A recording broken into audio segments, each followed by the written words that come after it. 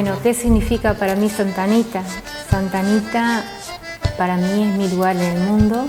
Lugar que me permite vivir una vida plenamente.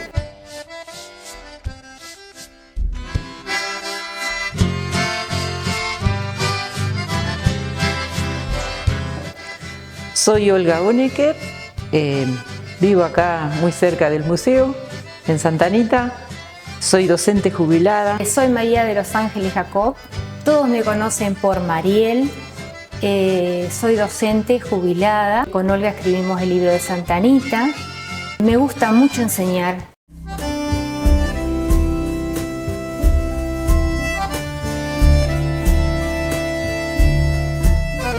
Y bueno, fueron muchos factores. Por empezar, ya en el secundario, nosotras somos de la primera promoción del Colegio San José. Es como que no sabíamos ni el día de fundación de Santa Anita.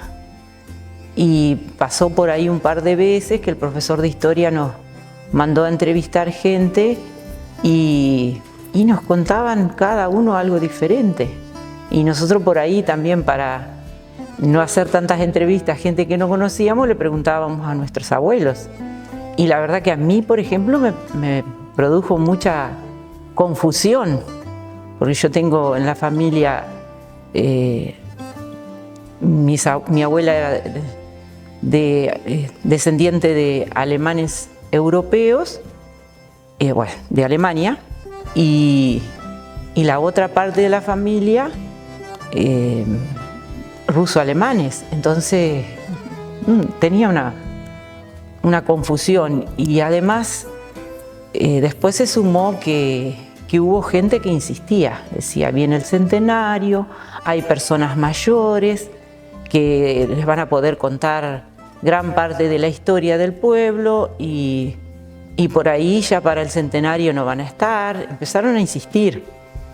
A mí me pasó particularmente con doña Catalina Gallinger, que ella era una persona muy lectora, y yo haciendo un curso de bibliotecas populares, porque fui muchos años ayudante de clases prácticas en el colegio y atendía la biblioteca. Uno de los trabajos era atender la biblioteca.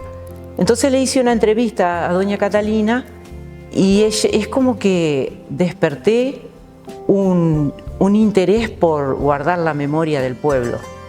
Entonces ella venía, era una persona grande, y venía acompañada con otra señora, una vecina, a mi casa, y me decía, vos tenés que buscarte una compañera o un compañero y hacer ese trabajo de escribir la historia del pueblo. ¿De dónde sacó además la idea?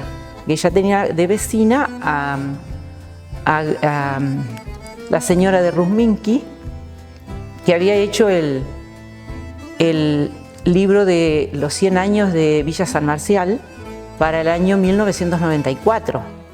Y cuando tenía dudas de ciertas cuestiones, como doña Catalina estaba casada en segundas nupcias con Matías Quipes, que vivió toda su vida en Villa San Marcial, ella recurría a don Matías para preguntar. Entonces doña Catalina, muy orgullosa de su pueblo, decía, nosotros tenemos que tener gente que pueda hacer lo mismo. Insistía, 1, 2, 3. Muchas veces. Sí. Y después Mariel me invitó un día, estando en el colegio las dos como auxiliares, me invitó también. Y yo en ningún momento dije, ay, no podemos hacer un libro. No, dale, decía. Pero no me imaginé nunca que era tanto trabajo, que fuera tan difícil ciertas cuestiones. Empezamos a salir a la calle, a entrevistar a la gente, conversar con ellos, muchas veces. Y a partir del año 94, 95, empezamos a hacer eso. Ya más tarde se formó la Comisión del Centenario y bueno, ya empezó el trabajo más arduo de transcribir todas las entrevistas, recopilar el material fotográfico. que también fue un gran desafío porque no toda la gente estaba al tanto de lo que queríamos hacer. Entonces era como que suscitábamos como eso, a ver qué van a hacer, qué van a preparar, cómo lo van a preparar. Lo más difícil fue que Santa Anita fue fundada por un sacerdote que pertenecía a una congregación. Y es como que las instituciones más antiguas dependieron todas de la iglesia. Y el problema era que, por ejemplo, la escuela tenía un archivo muy chico. Las crónicas de la vida diaria de la escuela estaban en Esperanza. Entonces el desafío era ese, había que viajar a Esperanza para saber ciertos datos de la escuela. Ahí en la escuela hay, pero desde que están docentes laicos. Y claro, era todos los días escribir alguna carta, porque te apremia el tiempo, entre que la carta iba, alguien te respondía, llevaba mucho tiempo, y nosotros después de 2 o 3 correspondencias que habíamos hecho, dijimos, no vamos a llegar. Entonces, muy disciplinadas, todos los días a las 2 de la tarde teníamos que reunirnos. Entonces, primero se iba al lugar donde habíamos concretado hacer una entrevista. Quizás porque no nos manejábamos con un teléfono. Entonces había que ir a la casa de fulano, decir, explicarle, bueno, te espero tal día. Entonces siempre priorizábamos ir primero a la entrevista. Si la persona decía, hoy no puedo, me pasó tal cosa, porque pasaba, volvíamos a casa a hacer otra cosa. Pero es como que todos los días, y si no, por ahí una se iba, bueno, yo hago esta carta, vos haces la otra. Las cartas siempre las firmábamos las dos, pero después cuando contestaban, o me contestaban a mí o le contestaban a María. Siempre era así. Un gran desafío fue lograr los archivos del Generalato en Roma. O sea, toda la historia de la fundación de Santa Anita estaba en el archivo del Generalato en Roma. Y nosotros teníamos ese dato, pero no era fácil acceder. Yo justamente traje una carta, bueno, acá traje varias así para mostrar por ahí que esto era algo que hacíamos muy seguido. Lo que más hicimos era escribir cartas y recibir cartas. Entonces, por ejemplo, le escribimos al padre Imsan, que era un escritor de la Congregación del Verbo Divino. Mariel se fue a Esperanza a hacerle una entrevista al padre Ogier, que también era escritor. Y paralelamente escribimos una carta al superior argentino, al representante argentino en Roma, explicando para qué queríamos el material.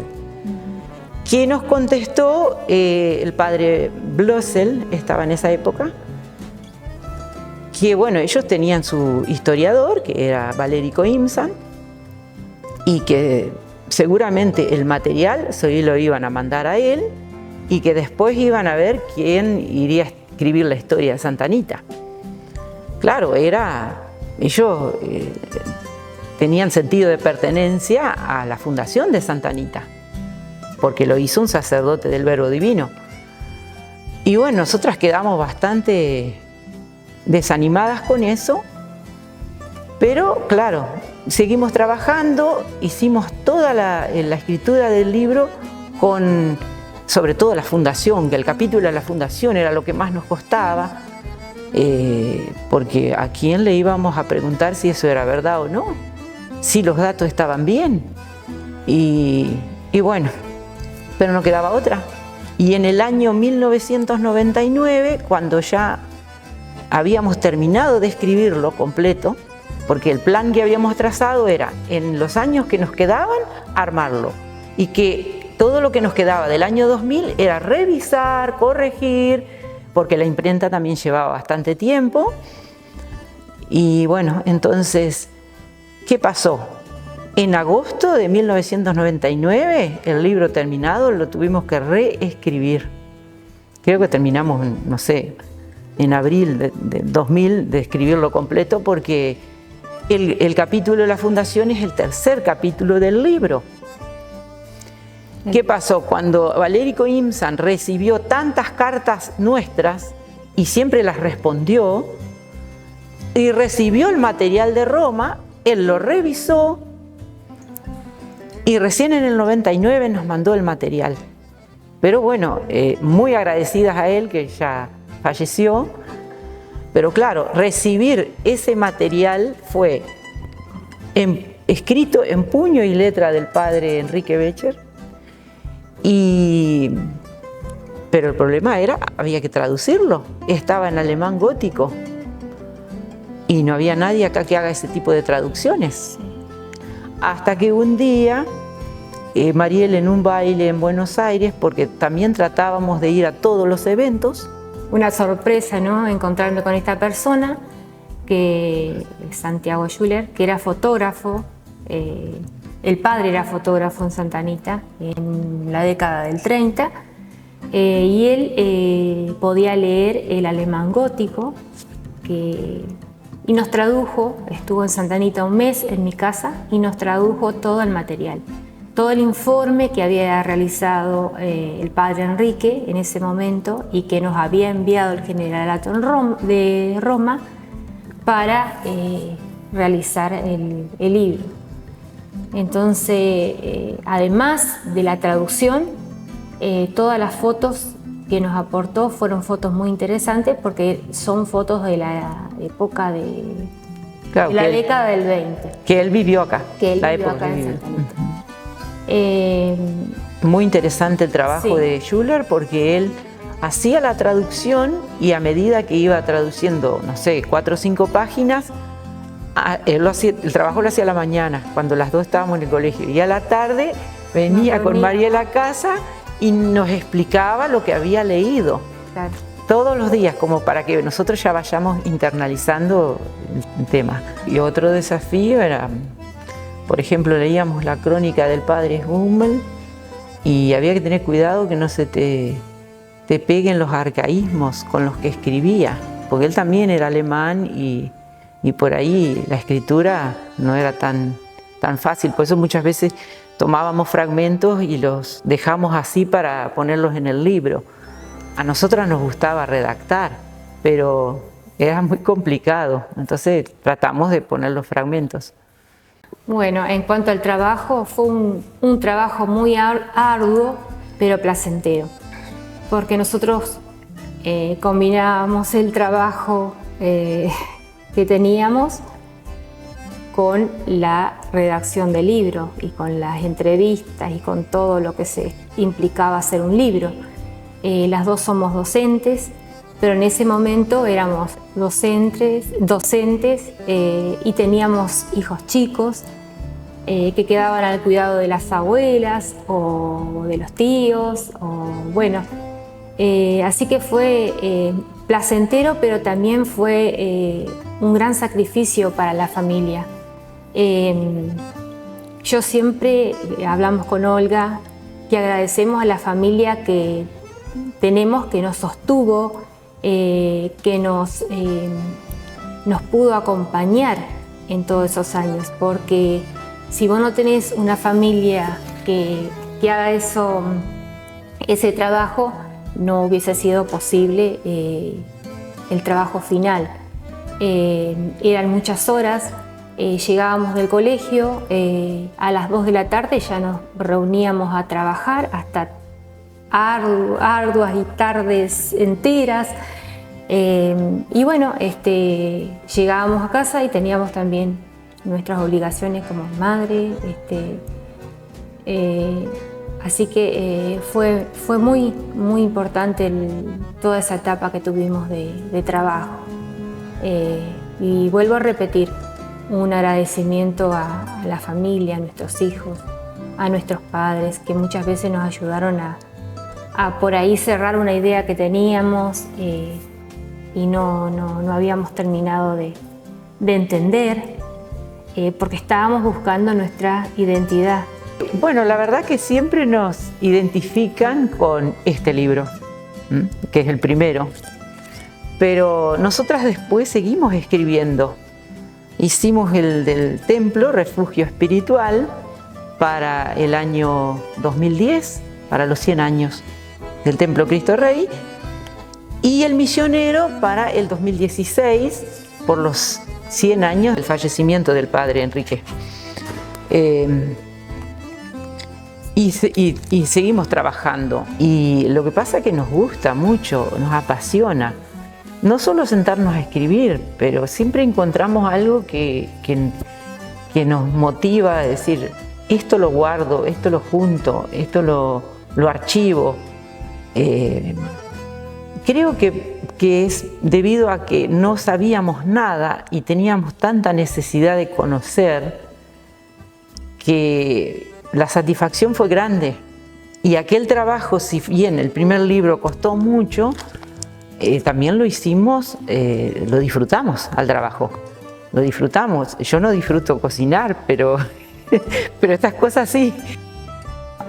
Fue un gran desafío para nosotras hacer el libro porque si bien éramos docentes, la gente nos conocía como docentes, pero no éramos historiadoras. Y bueno, salir con nuestros vecinos y enfrentarnos a decir, bueno, vamos a hacer un libro, fue todo un shock para la gente en su momento. Confiar en nosotras, entregarnos el material y también un agradecimiento porque mucha gente nos abrió las puertas, compartimos muchas tardes, charlas, volver a visitarlos, volver a revisar fotos y muchas veces también teníamos que escuchar sus propias historias de vida, sus cosas buenas y no tan buenas del pueblo y todo quedó grabado en nuestro corazón porque de alguna manera teníamos que escuchar a la gente y de ahí podíamos volcar todo a un libro. Muchas veces la gente hacían catarsis también. Sí, había tardes enteras que decíamos, ¿y ahora qué escribimos? ¿Y ahora qué escribimos de esto? Y bueno, y nosotros teníamos que tener esa apertura porque si no tampoco podíamos haber esperado o recolectado la información que recolectamos. También había gente que mientras contaba se le caían las lágrimas. Sí. O sea, algunos se emocionaban mucho. Y después, por ejemplo, alguna gente explicaba un poquito en castellano o español y un poco en dialecto y a veces no entendíamos lo que nos quería decir. También sí. Eso. Desafiante. Muy desafiante.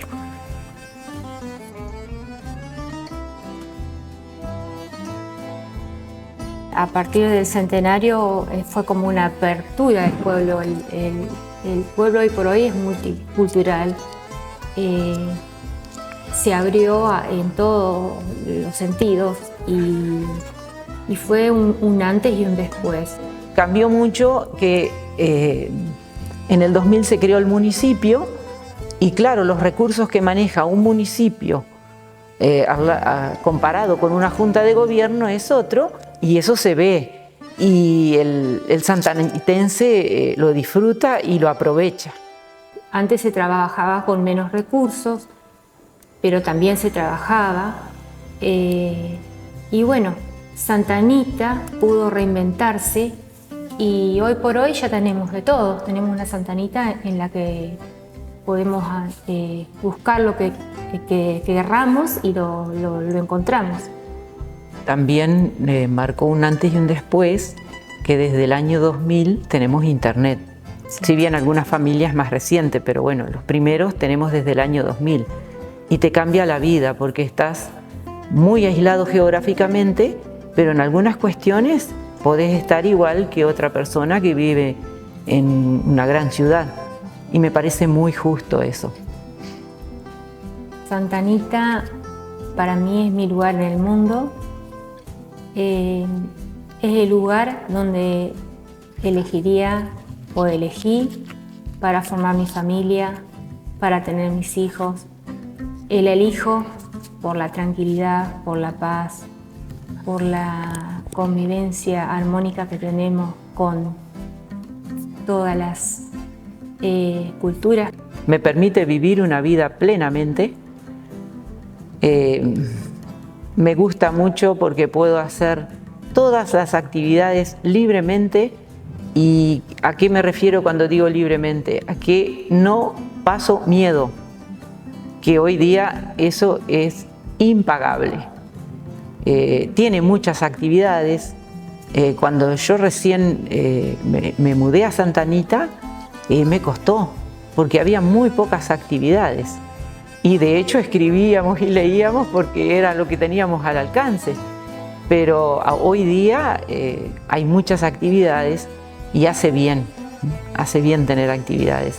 No solo el trabajo, sino actividades recreativas. Y bueno, cuando estoy fuera necesito volver a Santa Anita, porque es mi lugar, es el lugar de pertenencia, y siento algo muy, muy fuerte que es el amor por mi gente, mi familia, el pueblo en general.